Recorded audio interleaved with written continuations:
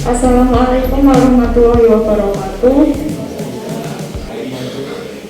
Ya, selamat pagi semuanya Bapak Ibu pengunjung Puskesmas Sidayu, khususnya yang ada di Pasir Rawat Jalan. Di sini kami dari WC Perompas ada kegiatan yang namanya Pos Ayu atau Podcast Sehat Puskesmas Sidayu. Nah, ini adalah nama lain dari kegiatan penyuluhan dalam gedung yang ada di Puskesmas Sidayu. Nah, pada pagi hari ini saya selaku PJ Perompas dan nanti ada narasumber Dr. Karen, yaitu dokter yang sedang internship di Puskesmas Sidayu, akan menyampaikan info, kita sharing-sharing tentang PTM atau penyakit tidak menular. Nah, di PTM itu nanti ada yang namanya cerdik. Nah, itu salah satu upaya untuk mencegah PTM atau penyakit tidak menular. Nah, PTM itu apa sih? PTM itu merupakan penyakit tidak menular, yaitu penyakit yang disebabkan atau namanya penyakit degeneratif. Penyakit degeneratif atau penyakit yang bisa disebabkan karena salah satunya oleh gaya hidup, yaitu gaya hidup ataupun pola makan, nah seperti itu. Nah, nanti untuk beberapa penyakit ya PTM yang sering kita temui nanti akan dibahas oleh Dr. Karen. Silakan Dr. Karen, PTM yang banyak diderita oleh orang Indonesia itu apa saja? Assalamualaikum warahmatullahi wabarakatuh. Selamat pagi semuanya, Bapak Ibu yang ada di sini ya. Izinkan saya membagi sedikit pengalaman atau ilmu juga pada dengan semua mengenai PTM atau penyakit tidak menular. Ya, yang paling sering kita jumpai PTM itu ada apa aja? Yang sudah pernah tahu penyakit kencing manis, ya, sama darah tinggi ya. Ya, itu adalah penyakit tersering yang ada di Indonesia. Nah, gimana Mbak? Ya, jadi itu tadi dua penyakit atau dua PTM yang sering dijumpai di Indonesia ya dok. Ya, yaitu ada hipertensi dan juga kencing manis atau diabetes. Nah, untuk darah tinggi sendiri itu apa sih dok sebenarnya? Untuk darah tinggi itu sendiri suatu kondisi di mana tubuh kita itu mengalami kenaikan tekanan darah ya, atau bisa kita sebut tensi ya. Kalau misalnya jangan tahu kalau tensi yang normal itu berapa, biasanya orang-orang kan tahunya 120 per 80 ya. Kalau semisal lebih dari itu, kita harus waspada adanya kenaikan dari tekanan darah itu. Nanti bisa naik terus kayak gitu. Kalau semisal dalam kondisi capek itu mungkin wajar ya, kalau tekanan darah itu bisa meningkat. Kita istirahat lalu normalnya akan turun ya. Tapi kalau semisal kita dalam kondisi yang sehat, kondisi yang enggak capek, tapi kok tekanan darahnya tinggi, nah itu perlu kita waspadai ya. Jadi kalau semisal jangan nih punya tensi sendiri di rumah atau habisnya cek ke pos bidu ya, itu tekanan darahnya tinggi, monggo segera ke berobat ya, segera berobat biar mencegah untuk komplikasinya ya. Gitu Mbak. Ya. Jadi kita kan darah tinggi atau hipertensi. Nah, selain itu gejalanya seperti apa dok? Apakah ngos-ngosan atau seperti apa yang sering dijumpai gejala dari darah tinggi selain tensinya tinggi? Untuk gejala dari darah tinggi itu sendiri sebenarnya setiap individu itu beragam ya, bisa macam-macam. Tapi keseringannya itu kalau misalnya dia tensinya tinggi, biasanya nih sering sakit di tengkuk ya, ibu-ibu ya, bapak kayak gitu ya, seringnya ya. Ya, jadi seringnya seperti itu. Tapi ada juga sebagian orang yang tensinya tinggi sekali tapi nggak merasa apa-apa. Nah, itu juga bisa dialami oleh beberapa orang. Nah, itu meskipun nggak terjadi apa-apa, tapi kalau tensinya melebihi yang normal, itu perlu diwaspadai. Justru yang nggak ada apa-apa atau nggak ada alarmnya, nggak ada gejalanya, itu yang paling berbahaya, karena dia seperti silent killer ya, tiba-tiba mematikan, tiba-tiba pecah, bisa terjadi seperti itu. Nah itu tadi ya ibu-ibu gejalanya. Nah setelah kita tahu pengertiannya, tahu gejalanya, nah gimana caranya supaya kita tidak sampai terkena darah tinggi, atau misalnya kita pernah darahnya sekali waktu itu tinggi, nah gimana caranya biar nggak sampai tinggi lagi dok untuk mencegah darah tinggi? Untuk pencegahannya yang pertama merubah pola hidup. Dari apa? Yang pertama dari makanan dulu. Mungkin ibu-ibu bapak-bapak di sini suka makan makanan asin-asin atau suka makan daging merah, ya, suka begadang, minum kopi yang berlebihan, itu juga bisa mencetus terjadinya darah tinggi ya. Terus yang itu yang bisa kita hindari dari yang kita tidak bisa hindari dari apa? Faktor genetik. Faktor genetik kalau misalnya orang tuanya dengan semua ini punya riwayat darah tinggi atau penyakit jantung, itu kan kita tidak bisa hindari. Tapi kita bisa mencegahnya dengan pola hidup yang sehat itu. Jadi kalau jenengan punya riwayat orang tua yang kena darah tinggi, berarti diri kita sendiri yang harus mencegahnya. Gimana caranya? Yaitu dengan mengatur pola makan. Makannya dibatasin asin-asinnya ya mbak ya. Dibatasin asin-asinnya, terus makan daging juga dikurangin, sama menghindari minum kopi ya. Merokok juga bisa menyebabkan darah tinggi. Nah seperti itu. Nah kalau tadi kan disebutkan makanan yang tinggi garam, nah itu contohnya apa dok? Apakah fast food atau apa contohnya makanan yang tinggi garam? Garam itu kan umumnya rasanya asin ya mbak ya. Jadi sebisa mungkin kita itu menghindari makanan yang asin-asin, gurih-gurih ya, seperti itu. Terus makanan yang fast food ya, junk food, kita kan nggak tahu isinya apa di dalam situ ya.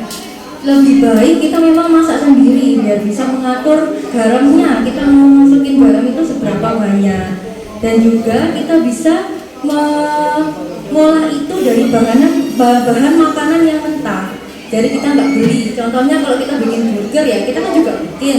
Tapi kan roti isinya kan kita beli, sama aja. Kan kita nggak tahu pengolahannya kayak gimana. Itu mbak. Nah itu tadi kan pencegahannya ya dok. Nah kalau misalnya sudah terkena terkena hipertensi atau darah tinggi tadi, apa yang harus dilakukan oleh si pasien darah tinggi ini tadi? Kalau sudah terlanjur terkena darah tinggi atau sudah terlanjur divonis, oh ibu atau bapak ini punya penyakit darah tinggi, yang pertama adalah mengatur pola makan dan mengatur pola hidup sehat.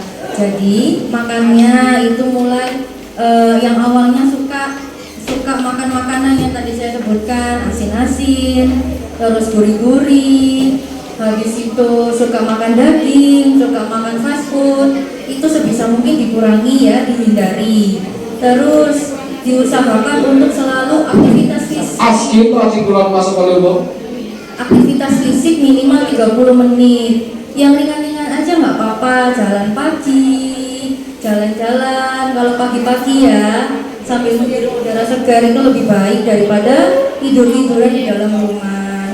Terus kalau semisal yang mohon maaf, kalau semisal yang muslim bisa diselingi puasa Senin Kamis.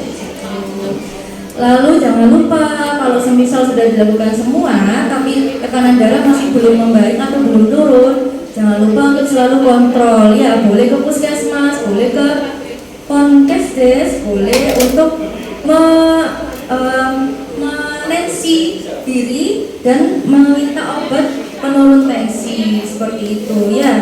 Karena kalau sudah terkena darah tinggi itu penyakitnya tidak bisa disembuhkan ya, tapi bisa dikontrol.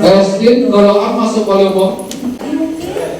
Ya, jadi tadi kalau misalkan kita sudah terkena, kita bisa mengontrol tekanan darah kita, bisa dengan berobat ke puskesmas atau kontrol rutin ke Ponkesdes, atau sebagai pencegahannya juga kontrol di postindu. Jadi Bapak Ibu atau anak-anak remaja yang sudah 15 tahun ke atas bisa datang ke postindu untuk cek kesehatan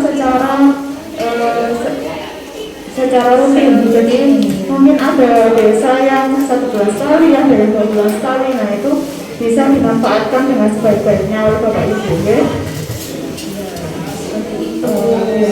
Mungkin dari sini ibu-ibu bapak-bapak ada yang mau ditanyakan, nggak apa-apa sekalian, ya. Ya, kita bahas hipertensi dulu. Nah, dari hipertensi atau tekanan darah tinggi tadi, ada pertanyaan mungkin dari Bapak Ibu sambil menunggu panggilan antrian, atau ada pengalaman pernah darah tinggi atau keluarganya.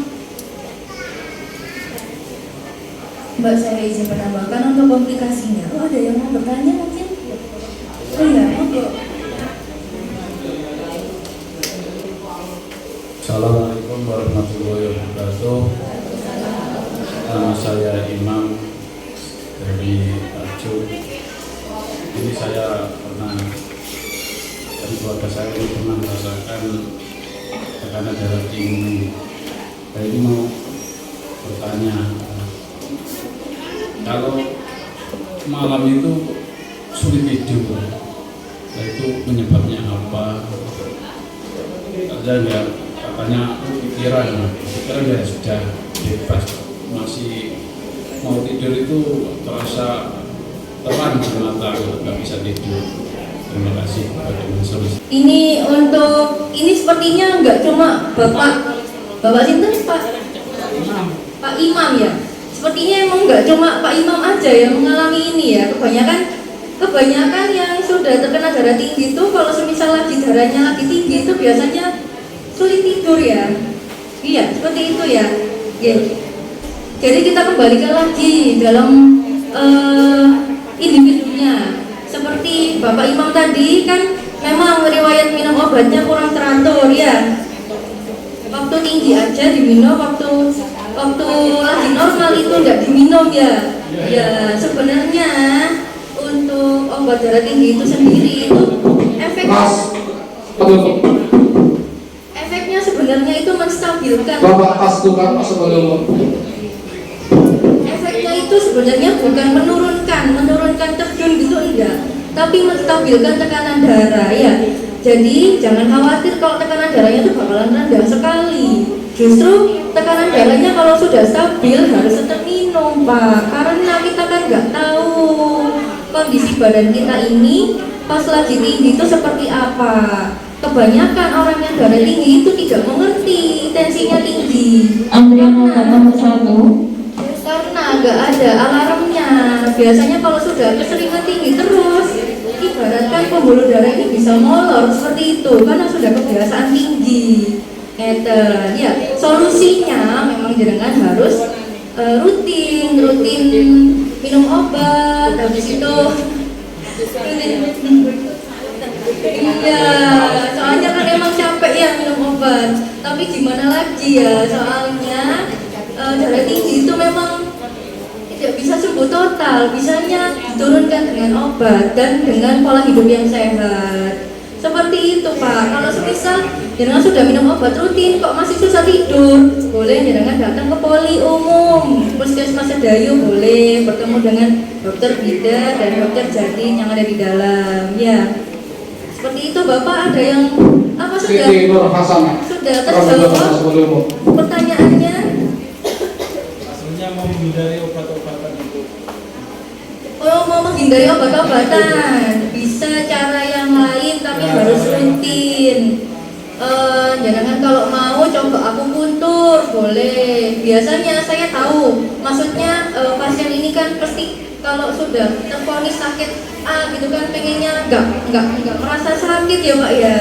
Iya, boleh dicoba, tapi jangan pengobatan yang membahayakan diri ya. Maksudnya jangan sudah tahu itu misalnya tidak berbahaya, Antrian nomor 2. dicoba. Tapi kalau yang membahayakan diri sendiri jangan ya. Kalau misalnya mau tahu membahayakan diri atau enggak, lihat efek sampingnya kayak gitu. Tapi sejauh yang saya tahu memang untuk darah tinggi dan diabetes itu belum ada obat yang lain yang bisa menyembuhkan secara total. Jadi harus rutin-rutin minum obat dan memperbaiki pola hidup sehat. Ya, gitu jauh ini. Kurang darah itu maksudnya kurang ini gula darah atau anemia ibu? Darahnya rendah. Oh iya. Untuk darah rendah sendiri memang belum ada obat rutinnya untuk menaikkan yang seperti darah tinggi, karena darah rendah itu ya dengan posisi tidur kakinya diangkat lebih tinggi dari jantung itu bisa menaikkan tekanan darah.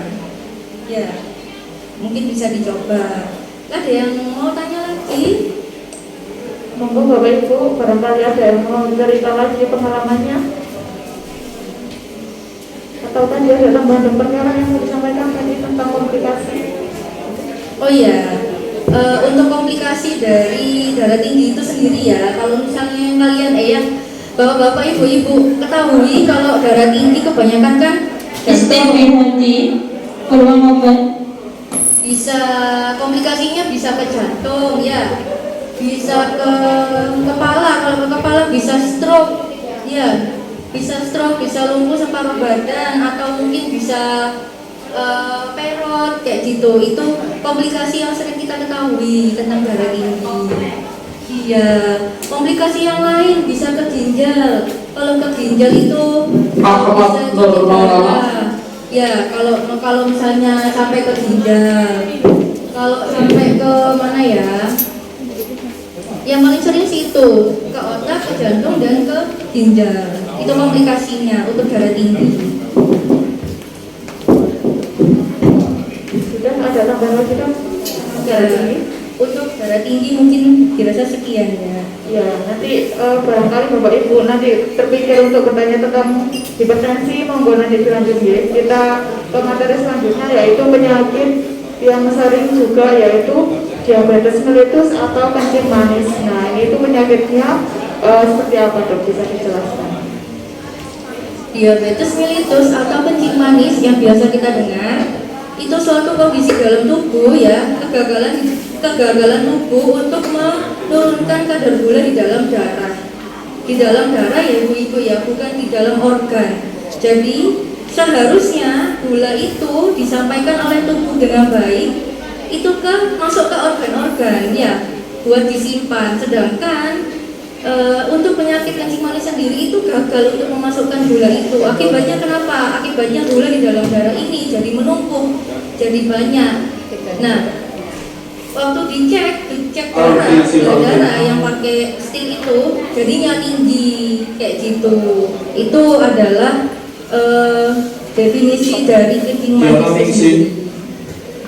Nah, setahu saya kencing manis itu atau DM-nya itu ada tipe-tipenya tuh. Iya, itu seperti apa? Untuk tipe DM, tipe kencing manis sendiri itu sebenarnya ada yang saya ketahui ini ada 4 ya, DM tipe 1, DM tipe 2, DM diabetes dalam kehamilan, dan tipe yang lainnya yang unspecified. Untuk yang tipe 1 sendiri itu biasanya diderita oleh anak-anak remaja atau anak-anak kecil. Dia biasanya kurang dari 30 tahun itu yang menderita diabetes tipe 1. Karena apa? Karena bisa dari organnya sendiri ya, dari kerusakan organnya sendiri. Jadi dia tidak bisa memproduksi insulin dengan baik. Untuk diabetes tipe 2 itu yang umum kita ketahui, yang sering kita lihat di kebanyakan orang di Indonesia ini. Ya, di atas 30 tahun atau bahkan sekarang sudah turun ibu. Sekarang anak usia 25 tahun bisa terkena DM tipe 2. Banyak saya jumpain di waktu pemeriksaan di Posbindu kayak gitu mbak. Jadi sekarang itu DM tipe 2 itu enggak dikena sama orang yang di atas 40 tahun aja ternyata. Di atas 20 tahun pun bisa terkena DM tipe 2 ya. Kayak gitu. Untuk DM yang gestasional itu diabetes dalam kehamilan. Jadi dia nggak terdeteksi di usia kurang dari 20 minggu kehamilannya. Dia terdeteksinya di lebih dari 20 minggu kehamilan. Untuk yang lainnya mengikuti. tergantung dari kondisi tubuhnya itu sendiri. Nah, berarti itu sekarang Astrid masuk ke Bu. diabetes mellitus atau kencing ini sudah tidak melihat usia ya tuh, karena memang perilaku sekarang banyak minuman manis, kemudian anak-anak remaja sudah malas beraktivitas fisik, sering Mager, ya sering mager. Nah, seperti tadi hipertensi, yang saya tanyakan adalah bagaimana gejala yang dialami oleh seorang penderita diabetes, atau sebelum dia periksa dia itu sudah Anda lomba nomor 3. bagaimana cara mengetahui atau gejala apa yang dirasakan oleh seseorang yang menderita diabetes. Untuk gejalanya ya, sebenarnya gejalanya itu nggak spesifik tiap individu. Kadang-kadang atau seringnya itu orang itu nggak ngerasa kalau dirinya kayaknya nih aku ada yang berubah di dalam diriku. Itu ada Uswatul hasanah wajib masuk ke Bu. Rahasia Bang. umumnya ini ada yang namanya trias DM ya. 3 poli, maksudnya poli itu polifagi, polidipsi, poliuri.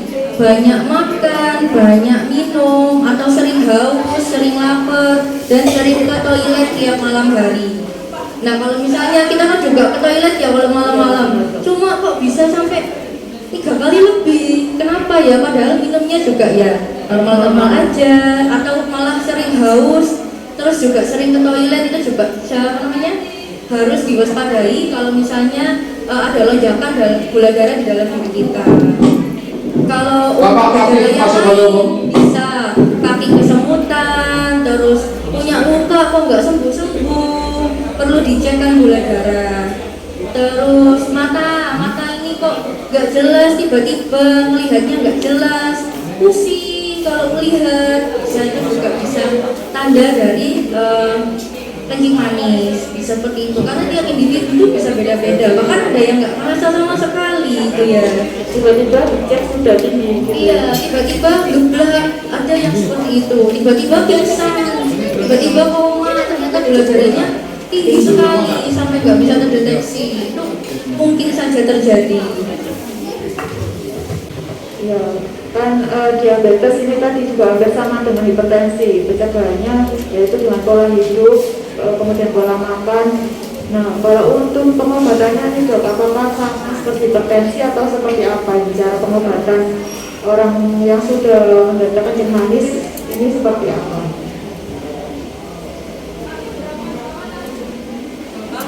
Pada dasarnya semua penyakit itu kalau semisal kita sudah tahu penyakitnya apa, pada dasarnya yang pertama kali dilakukan adalah merubah pola hidup. Yang pasti merubah pola hidup yang pertama kali dilakukan olahraga teratur, makan makanan yang sehat, hindari makan makanan manis, asin, gurih, pokoknya yang enak-enak itu memang sebenarnya yang enak-enak itu malah yang banyak penyakitnya ya. Gitu ya. Jadi sebenarnya yang sehat itu malah makanannya yang nggak enak, Nggak ada rasanya. yang nggak ada rasanya.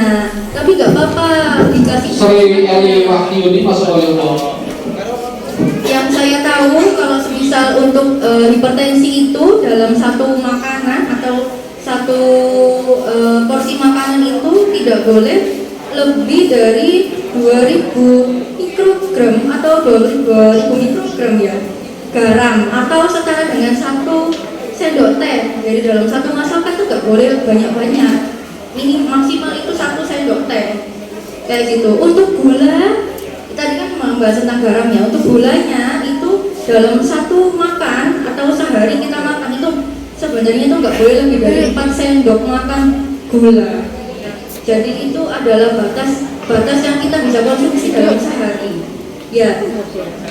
Dan kalau semisal untuk mencegah diabetes melalui makanan itu ada yang namanya 3J. Jadi kita udah harus tahu dari 3J itu bisa kita lakukan bagi yang orang yang sehat, orang yang terkena diabetes maupun hipertensi, atau anak-anak juga bisa. Jadi kita harus tahu ya jumlah kalori yang seharusnya kita makan atau kita masukkan ke dalam tubuh kita dalam sehari itu berapa kalorinya, itu ada hitungannya. terus jumlah jumlah makanannya apa aja, karbohidratnya berapa, proteinnya berapa, terus vitaminnya berapa, sayurnya berapa, itu juga sebenarnya harus sesuai takaran ya. Habis itu jadwal makan, kita harus makannya tuh harusnya rutin, pagi, siang, sore, diselingi dengan cemilan 2 kali dengan jumlah yang sudah ditakar itu tadi. Itu untuk makanan. Untuk olahraganya gimana? Ya sama seperti yang berpotensi ya, olahraga itu minimal 30 menit sehari boleh, 1 jam sehari, seminggu 3 kali boleh. Pokoknya ada aktivitas fisik, nggak cuma mager rebahan aja ya Mbak ya. Nah, intinya 3J tadi berarti kita tahu jumlah kalori yang masuk. Iya. Ya, jumlah kalori Ya yang masuk aja. yang masuk, kemudian jenis makanan, Jenis makanannya. dan juga jadwal makan kita setiap hari. Ya, itu tadi bagaimana cara kita mencegah ataupun cara mengendalikan ya Pak. Kalau sekarang bagaimana dengan orang-orang yang sudah terlanjur terkena diabetes mellitus, untuk pengobatannya ataupun terapinya itu seperti apa nanti? Kalau sudah terlanjur terkena diabetes atau kencing manis ya, yang pertama dilakukan yang pasti mengubah pola hidup. Itu saya tekankan berkali-kali, mengubah pola hidup menjadi lebih sehat. Itu yang paling utama. Yang kedua, kalau misal kita sudah merasa kok pola makan kita sudah sehat, kita sudah sering olahraga, menghindari apapun yang menyebabkan itu terjadi, tapi kok gula darah saya kok masih tinggi aja. Nah, segeralah untuk berobat, karena itu bisa menurunkan gula darah. Kalau semisal kita tidak berobat atau tidak mendatangi ahlinya, sudah melakukan segala upaya tapi masih belum turun, obat-obatan bisa ya. Sekarang obat-obatan itu canggih, nggak kayak dulu tuh diabetes itu setahu saya harus minum macam-macam obat ya, agak banyak. Iya, kalau sekarang itu sudah ada yang di ringkas-ringkas gitu itu Mbak. Jadi nggak sebanyak obat yang dulu ya. Iya. Terus juga sekarang itu ada hacknya, ada life hacknya.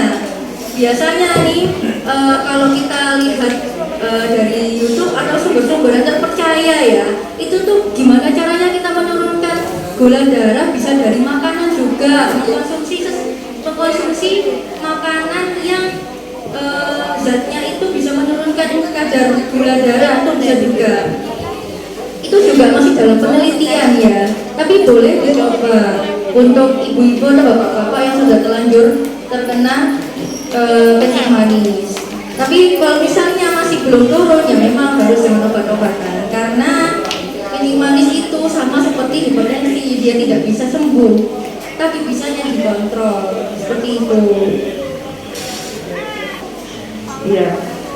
Nah itu tadi mulai dari kesalahan pengobatan. Nah ini kalau misalkan ini diabetes ini sudah parah, ya, itu seperti apa dok? Yang saya tahu atau yang kita ketahui bersama, Antrian obat nomor 5. biasanya ada saudara atau ada tetangga yang katanya itu kena diabetes, kok kakinya sampai diamputasi, itu seperti apa dok? Apa itu masuk komplikasi? Antrian obat nomor 5. Atau itu bagaimana penjelasannya?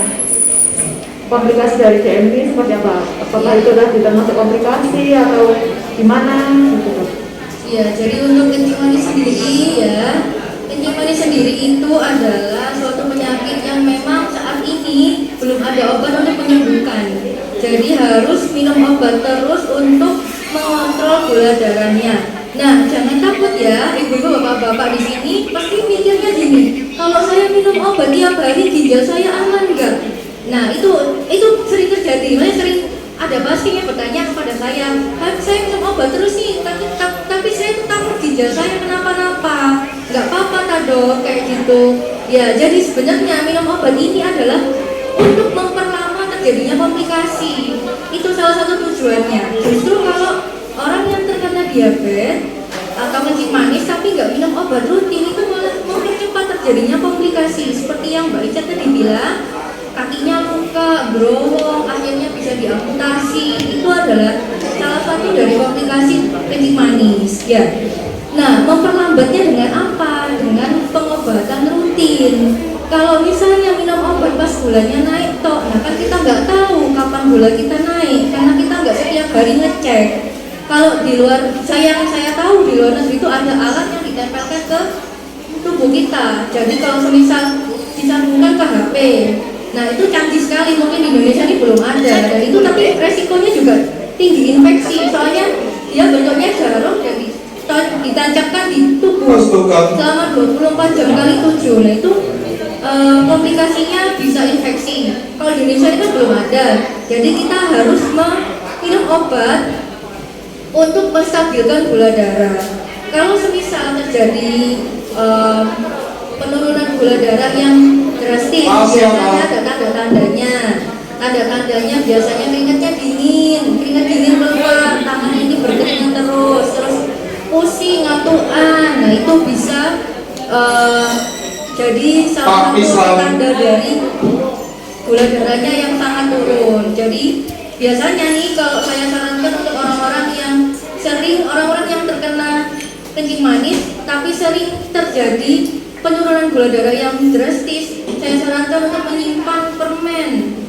Tapi jangan dimakan terus permennya. Kalau pas lagi ada gejala kayak gitu aja, kan kita nggak tahu kapan darah kita naik, kapan darah kita turun. Nah kalau ada tanda-tanda keringat dingin di tangan, terus ngantukan kayak gitu, bisa jadi gula darahnya rendah dan kita harus antisipasi dengan makan permen.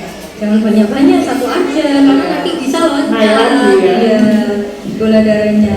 Untuk komplikasinya sendiri kemana aja? Komplikasinya dari atas ya, dari mata bisa retinopati diabetes, matanya bisa penurunan penglihatan mendadak bisa ya. Dari giginya bisa tanggal tiba-tiba juga bisa, atau giginya bisa hitam-hitam bisa juga kayak gitu. Terus kulitnya bisa coklat-coklat atau punya luka nggak sembuh-sembuh, itu bisa juga komplikasi dari diabetes atau kencing manis. Dari jantungnya bisa ini apa jantung, atau tiba-tiba nyeri dada bisa juga kayak gitu. Itu juga salah satu komplikasi dari diabetes juga. Terus ke ginjal bisa juga ya, ginjalnya tiba-tiba rusak. Iya, rusak itu kan ada macam-macam ya. Rusak bisa kencingnya berdarah, atau bisa gak kencing sama sekali, atau badannya bengkak-bengkak, ternyata isinya air. Itu juga salah satu dari komplikasi diabetes. Pokoknya komplikasi diabetes ini dari ujung rambut sampai ujung kaki ini ada. Kalau nggak terkontrol secara baik ya, seperti itu. Jadi mungkin Bapak Ibu juga pernah dengar bahwa diabetes atau kencing manis ini adalah ibu dari penyakit, benar ya Bu? Benar banget. Ibunya penyakit. Jadi kalau sudah kena diabetes itu bisa membuka penyakit terus waktu lekasan masuk ke tubuh. Seperti itu. Ya, jadi kita harus benar-benar hati-hati, jangan sampai terkena yang namanya DM atau kencing manis ini tadi. Ada pertanyaan ini dari Bapak Ibu tentang DM atau kencing manis ini? Mungkin ada pengalaman bisa sharing boleh. Banyak cerita sebenarnya ya. Diabetes ini ya Mbak. Banyak pengalaman pasti yang tak itu tetangganya, saudaranya sendiri, atau mungkin kakek nenek yang dulu pernah terkena kencing manis juga. Nah itu kita juga harus mulai aware sebagai yang muda-muda ataupun sebagai anaknya, sebagai cucunya, kita harus belajar dari dari yang sudah. Ada kalau misal tidak ada pertanyaan mungkin sudah ya cukup aja. Jadi di sini saya mau menambahkan sedikit. Jadi di program PTM atau penyakit tidak menular itu ada yang namanya Cekdik. Nah dari tadi kita dari awal sampai sekarang ini kan dijelaskan terus dari sama dokter Karen tentang pencegahan penyakit. Nah itu bisa disimpulkan dalam apa ya ini, dalam jargon yang namanya cerdik ini. Jadi cerdik itu adalah singkatan dari yang pertama C, cek kesehatan secara rutin. Nah, tadi sudah dijelaskan pentingnya menjaga kesehatan secara rutin, baik itu tes di Pankesdes ataupun tes bidu setiap bulan, atau pas periksa puskesmas juga bisa. Nah, itu untuk mengontrol kondisi tubuh kita, mengontrol tekanan darah, mengontrol berat badan, lingkar perut, kemudian gula darah juga. Nah, itu penting untuk mencegah TTM. Kemudian yang kedua, yaitu nyahkan asap rokok. Sumpah masuk volume, sumpah golongan masuk volume. Sebisa mungkin bapak-bapak mungkin yang masih ada yang merokok bisa dikurangi sedikit demi sedikit sampai nanti akhirnya bisa berhenti merokok. Kemudian R, yaitu rajin aktivitas fisik. Tadi juga sudah dijelaskan 30 menit per hari, bisa 3 sampai 5 kali dalam seminggu. Kemudian D, diet seimbang dengan memastikan zat-zat yang masuk ke dalam tubuh, zat-zat makanan. Tadi sudah dijelaskan juga mulai dari mengontrol gula, garam, dan lemak yang masuk. Kemudian I, yaitu istirahat cukup. Nah, ini istirahat cukup itu berapa lama ya dok untuk normalnya orang dewasa? Normalnya orang dewasa untuk istirahat yang cukup itu tidur ya, maksudnya istirahat di sini itu paling enggak 7 sampai 8 jam. Jadi sepertiga waktu satu hari. Sepertiga waktu satu hari itu sekitar 8 jam, sepertiga. Satu hari itu kan dihitung 24 jam. Iya, 24 jam, sepertiganya itu 8 jam. Nah iya, kenapa kita kok butuh tidur? Padahal sepertinya kita 24 jam itu waktunya kurang untuk aktivitas ya. Kenapa kok masih harus tidur? Yaitu karena tubuh kita ini memang butuh istirahat ya, Perlu. Nah, itu untuk istirahat cukup. Kemudian yang K, nah ini juga tidak kalah penting, yaitu mengelola stres. Jadi jangan sampai kita banyak pikiran atau kayak terlalu memikirkan hal-hal yang mungkin di luar kendali kita. Ada kepikiran ini, kepikiran yang lain, nanti terlalu banyak pikiran, terlalu dipikir. Nah, itu juga bisa menyebabkan bisa menjadi salah satu penyebab dari PTM ini. Karena ada orang yang sakit itu kayak merasa nggak sakit apa-apa, tetapi pikirannya yang sedang sakit, tidak beres seperti itu. Nah, mungkin ada pertanyaan lagi dari Bapak Ibu? Atau sudah jelas ya? Sudah ya, Jelas sekali tadi, mulai dari hipertensi, diabetes, sampai cara pengendaliannya, sampai komplikasinya tadi sudah dijelaskan lengkap ya, sudah rinci. Ada tambahan lagi? Ya, terima kasih kepada Bapak Ibu sudah mendengarkan atau sudah mau sharing bersama kami di sini dalam acara Pos Ayu. Kami mohon maaf. Kami mohon maaf apabila ada salah, apabila ada perkataan yang kurang tepat. Kami mohon maaf. Saya Ida selaku Dirjen Promkes dan juga saya Dr. Karen selaku dokter intensif di sini. Kami tutup acara Pos Ayu hari ini. Wassalamualaikum warahmatullahi wabarakatuh.